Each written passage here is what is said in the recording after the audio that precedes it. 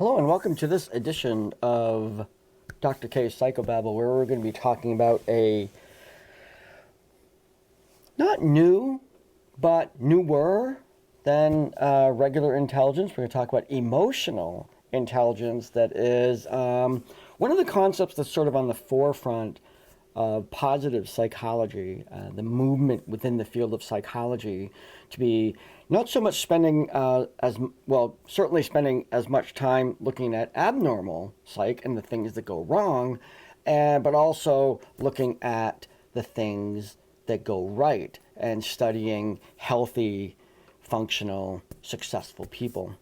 And one of the outcomes of this kind of realignment for some areas of research in psychology was an emphasis on a thing called emotional intelligence. Now, we are probably more familiar with the term IQ, which is intelligence quotient.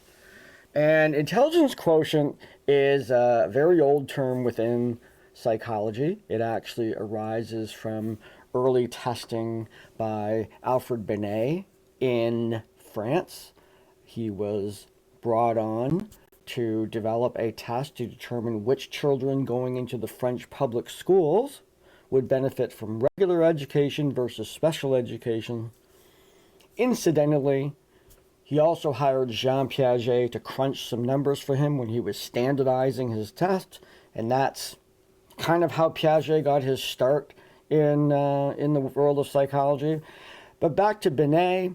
Binet developed a system that developed a quotient, and that was the mental age was the results of the individuals on the test based on the averages of certain ages. So if somebody was 3 years old, but they scored like a 4-year-old, they would have a mental age of 4 over their chronological age. So that individual would have 4 over 3, and they would have a higher mental age than they had than their chronological age. Now that test was useful in a number of ways in that it did predict success in school. And to this day, intelligence tests predict success in school. They engage in problem solving. There's tests of intelligence that engage in problem solving and measure that. They measure the adaptation people have to different circumstances and cultural differences, creativity, and there are all kinds of intelligences, meaning that there are all kinds of theories that have been created to measure intelligence. Now, all that predicating right up to this thing that is actually different called emotional intelligence. So here we have the question that came up was, if somebody has high IQ, does that mean that they're successful? And when we started to study emotional intelligence, we found that the answer to that was a little bit more complicated. Certainly, intelligence was very important, but some other factors became important as well. And we started to look at EQ. Now, it's not a very accurate term. It's not emotional quotient, but, to kind of put it on the same place as, IQ, EQ, but emotional intelligence is a number of factors associated with the management of emotions, both within ourselves and with other people. Now, what we found out was when we looked at IQ, and it was somewhat related to success, but when we looked at EQ, or emotional intelligence, we found that it actually was a better predictor of certain kinds of success. And that includes personal achievement, happiness, and professional success. So emotional intelligence is a better predictor of personal achievement, happiness, and professional success than is IQ. So this is pretty profound because, intelligence has always been, IQ, those kinds of things have always been sort of like the praised thing, but we're realizing that there really is a lot more to this. So let's take a look at what makes up emotional intelligence. So here we have a graphic that basically describes 4 components associated with the concept of emotional intelligence.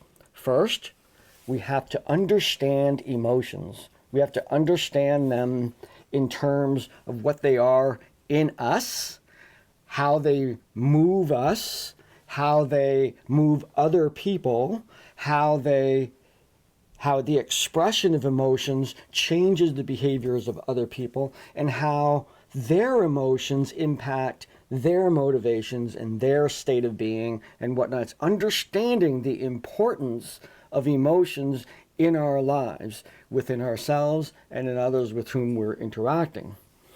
Now, the next place, managing your emotions. And of course, lots of examples of this that we're seeing in the world right now, people who are not very good at managing their emotions.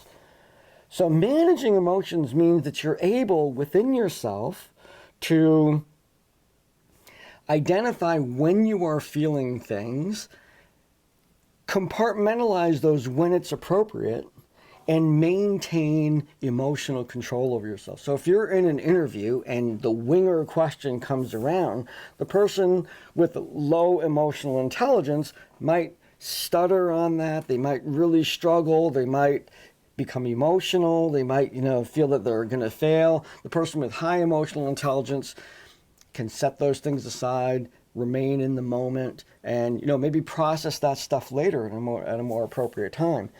It also means, how do we help manage the emotions of others? Again, with that understanding of what emotions are for and what they do, where they come from, not only in ourselves but in other people, we're better able to help others when they're experiencing difficult emotions or difficult times, and even when they're experiencing happy times.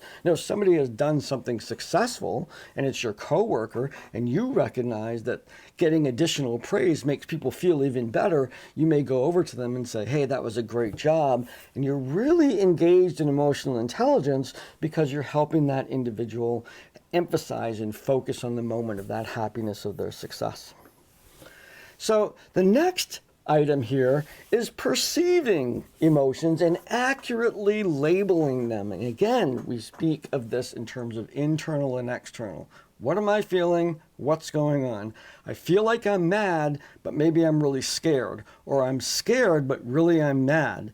And I need to be able to really kind of identify that internal feelings. Same as when we're looking at other people and we're working with other people in the workplace or with our friends or with our partners, and we can gauge and have a sense of where they're coming from and be able to help accurately identify the emotion that's going on in them. Therapists tend to gravitate toward therapy because they're good at this. Usually pretty good at you're saying that you're angry, but I'm getting a kind of sense that you're really sad as well. And they can kind of tease apart those different emotions. And so that's a very, very useful skill to have. And finally, I use that word useful here, using emotions. Now, this has sort of a manipulative sort of feel to it, and it's really not meant to be like that, but using emotions is so I, for myself, can use emotions to drive myself to success. I know that sometimes the rewards themselves are not necessarily going to be enough for me to do something. I may have to work on an emotional sense, an emotional commitment, a feeling about why I want to have something, a deep, maybe a sense of accomplishment or a sense of achievement, or I guess that's the same thing, but getting an emotional connection to what it is that we want, and using that energy that comes from it, because emotions are really that word motion is right in there, and it is the same root word for motivation and moving and all of these things. It is the energy source for what we are going to do on a day-to-day basis. And again, the same in other people. When we understand their particular emotions, and we'll see, let's say, not really good example is as we're right here in the transition point of presidencies, we can look back on Trump's presidency, President Trump's presidency, and realize that he was a master at capturing real emotions that people had, real frustrations and real angers. And this is just as a little political input, this is going to be something for the new president to deal with. There is still a lot of people out there that aligned with that anger and frustration and the targeting of particular populations and whatnot. That remains, and those emotions are still there. And clearly, President Trump has had the ability to use that emotional base to accomplish his goals. You have to give him that. And that's still present, and the ideas and statements of those individuals are important to address. We need to eliminate, help them find another place for those emotions, reconceptualizing those, but then addressing some of the real grievances that people may have. And so this is the product of emotional intelligence. So you can see, as I was going through each one of these, we look at each one of these characteristics here: understanding emotions, managing your emotions, perceiving emotions, and using emotions. Having high skill levels in each one of these areas leads to success way more than intelligence, way more than that. I mean, intelligence is still great, but maybe what we might see, and this is sort of a play on something I was told very early in my college career. I was told that B students hire A students. Now, that's a vast generalization, and it's pretty unfair to say that. But the concept is that the B student, who maybe didn't spend as much time having to be really, really dead on and all A's and all 100s and whatnot, had the ability to maybe develop more emotional intelligence, whereas the A students, very good at what they did. But when it came to managing people and moving up into that managerial place, just in that context, the person with emotional intelligence is going to get the gig, hopefully, and that person will have the best skill set to help working with other people, including people that got all A's. So that's our lesson for today. Please subscribe to Dr. K's Psychobabble, and I don't know if there's a little bell still, but to get notifications when new ones coming out. And I hope this was fun and useful, and I will see you next time.